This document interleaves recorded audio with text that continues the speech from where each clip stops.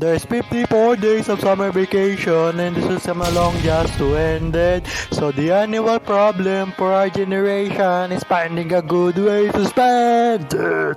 Like maybe learning to edit or making a floor plan or making a 100-page website. Building up muscles within a week or taking a nice bath shower. Doing film reviews, taking an online course or glowing up like insane. Climbing a mountain, learning how to cook and drinking coffee in rain. As you can see, marami pa tayong pwedeng gawin bago mag-sophomore. Halika na kasi Simbert are gonna do it all. Halika na kasi Simbert are gonna do it all. Ma'am, Simbert ay nababaliw na. Yo, what's up, Peach Albert? It's Paz Albert and I started to dream again. Tinanong ko yung sarili ko nung nakaraan lang. Ano bang pangarap ko? And naalala ko yung drawing ko nung kinder ako. Bahay siya. So, ito yung itsura nun kung naalala ko pa talaga. Ito yung itsura ko nun. Tingnan nyo, may para palay-palay pa. Then, yung bubong triangle. Then, yung square lang. Tapos may puno. Tapos may mga bundok at araw pa yun. Naalala ko. Lahat naman natin tayo may ground. Then, ayun lang yung pangarap po nung kinder ako. Pero, lately, like, these past months, past years, or simula nung nag-college, nawalan na ako ng dream house ata yun. So, ngayon, as a engineering, ang pinapagawa sa amin, hindi naman namin dream house. So, we're just, may bibigay silang set. Gagayahin namin yung set. Kung gano'n nagaya yung set, ayun yung grade mo. So, hindi talaga siya, hindi siya gano'n ka-inspiring gawin kasi, yun nga. Then, I found, ngayon lang, I started to dream again kung ano yung future na bahay na gusto ko. Well, ayun lang.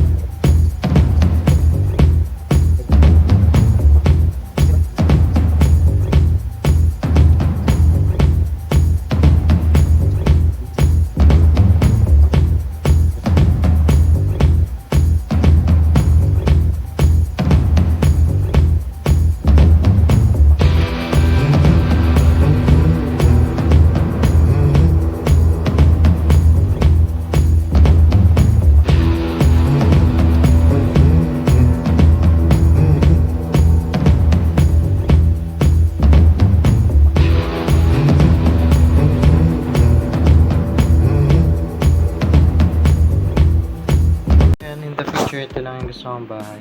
First off, we have here the sala or the pwede rin entranceway, pathway papunta sa main house. Ito yung main house natin. Tapos, ito yung garage. Sa garage may dalawang holder ng ilaw para sa kita. Tapos dito, siguro maglalagay tayo dalawang ilaw sa may marble cable. Then, Albert, sa taas naman, kailangan dito, kwarto to. Then, dito yung master's bedroom sa may taas. Ayun yung nakikita ko sa floor plan. Then, bakit ganito yung bubong natin? So, Albert, in the future, bakit ganito yung bubong natin? Kasi, umuulan sa Pilipinas, di ba? Dapat, nakaisip tayo ng paraan na yung etong mga alulod natin will have a turbines in place on them. Di ba? Umuulan. Mapupuno yun dito. Pwede rin tayo maglagay ng solar panel kasi flat yung roof. Like, di ba? For example, flat yung roof natin dyan. Pwede tayo mag-install.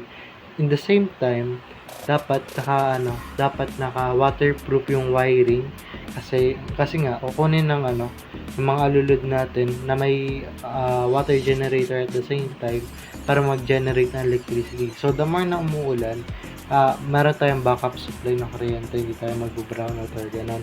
Pwede rin naman tayo bumili ng generator pero mas okay na rin yung gawa natin. So here, dito rin meron ang connections. Mamaya maggagawa ka ng wirings. So, garage, main house, tapos dito, dining to living area. Pero ito front door, slide door. Then ito yung main door, pat to. Then ayun lang. Yun ang gusto natin ba in the future.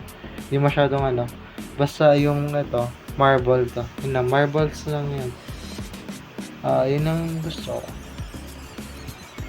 Wala masyadong arte. Hindi siya masyadong modern. Ito yung naisip ko kasi. Ito siya dapat. Ito yung, oo nga. Walang pero okay na yun. Dito yung pathway. May main house. Meron pang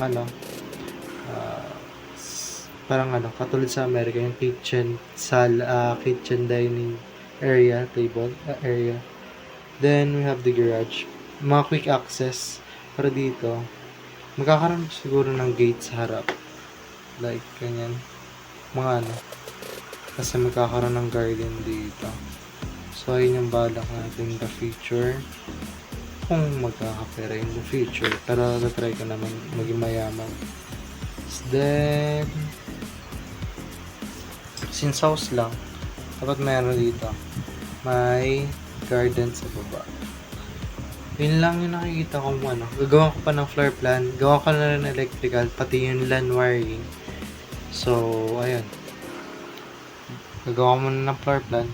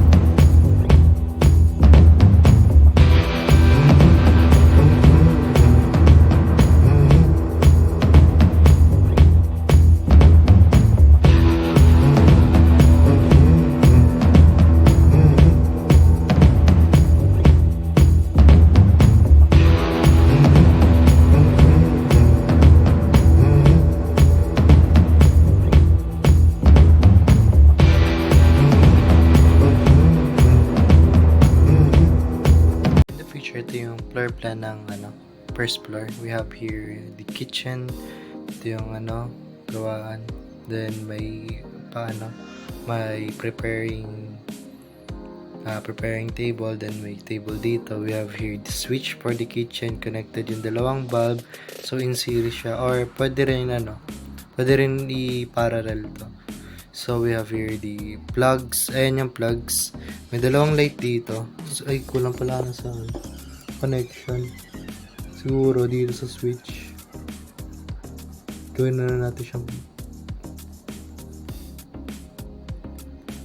yan, connection sa loob para fix. Ito yung pintuan papunta. Then we have here the switch. Plugs to, yung mga ganito. Plugs para sa wifi, plugs para sa kung ano ilalagay dito. We have here the switch for the lightings here.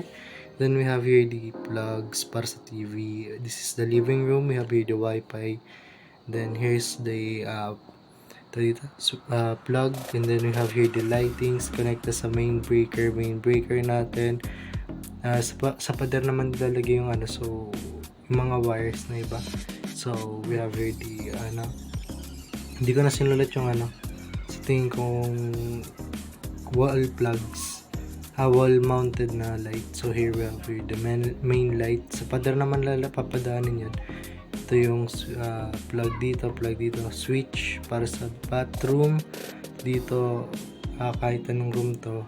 Pero dito main breaker, electric components at lalagay ko dito. We have here the garage. We have here the switch harap, tapos dalawang light. Piling ko dapat maglagay rin ako dito ng lighting para i-connect dito para pag bukas pa dito. Pero yun, sa second floor naman tayo. Second floor natin, we have here the workplace. Yung workplace natin may dalawang plug para sa computer, sa mga chargers, dalawang plug. Then we have here the light. Then here we have first bedroom. We have here the light, may outlet, dalawang plugs, dalawa dito, tapos may light. Simple connection na switch dito para lang hindi dito para mini gym. Then bathroom to, hindi ko na drawing. Then we have switch. Then we have here the bed, master's bedroom, pero pwede na kasi mas malaki yung drawer, pero pilit maayos pa yun in future. We have here the switch connected sa light bulb. Then dalawang plugs. So ayun lang future floor plan natin with complete electrical process. Sa water installation, wala pa, di pa tinuro sa amin, pero madali na lang yan. Kasi tingnan nyo, since nandito yung diba nasa sala, sa taas yan, katabi bathroom. So yung water installation sa dito, pwede packet or like madali na lang. Dito kanyari yung water, pero dapat may hose tayo, may connection sa kitchen. So siguro magpapadaan tayo na kanyari dito yung metro. Pag pinadaan dito sa taas, second floor, may pocket na dito, tapos sa ilalim may papuntang kitchen. Yun lang. Siguro din tayo dito ng garden hose connect to sa metro natin dito. So wala naman dito, laundry pala to. Laundry yung nasa baba dito, sa taas ng bathroom. So may connection sa metro. Then yung pa-problemahin na lang yung connection sa my kitchen. So ayun lang. Siguro magets mo pa to future Albert in the future. The moment future Albert in the future. So here sa fans, siguro yung fans pwede naman natin lagay siya sa connected siya sa switches. Switches natin, sa plugs tawag kasi ganito eh. Then wala na masyadong medyo basic lang yung ginawa kong bahay, attainable at madaling i-build. Siguro ang problema lang is gastos sa walling. So wiring naman medyo madali. Hindi ko alam, di pa ako nag-research sa materials, pero ayan, sana magawa man in the future.